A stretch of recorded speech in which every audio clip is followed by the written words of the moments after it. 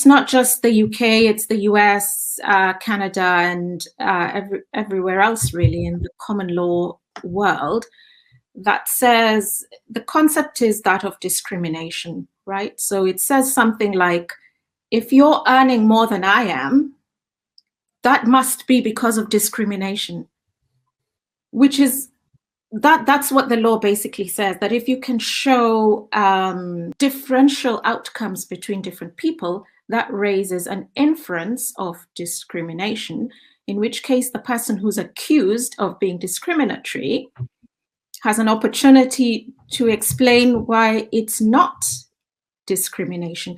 So it reverses the burden of proof. Essentially, okay, so that's the example of pay, but it could be anything. It could be a test. Yes, let's give the example of tests because that's come up in so many cases. So the two of us do a test, but you get higher marks than I do, so you perform better than I do. And so I complain and I raise an inference of discrimination. I say, well, this must be discriminatory. And then you have to prove why it's not discriminatory. How would you even show that? Nobody can show why a test is not discriminatory. Yes, you're being asked to you're being asked to prove a negative, which is very difficult to do. So exactly. So does this mean that this legislation is reversing something fundamental in common law, which is that you're innocent until proven guilty?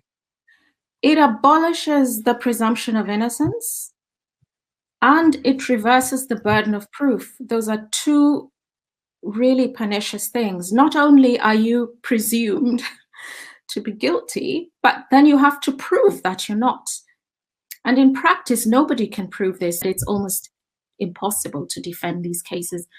I think that's unjust in itself. So how do you think we have managed to get to this point? We've had a very, very long time where there are certain legal fundamentals in English law.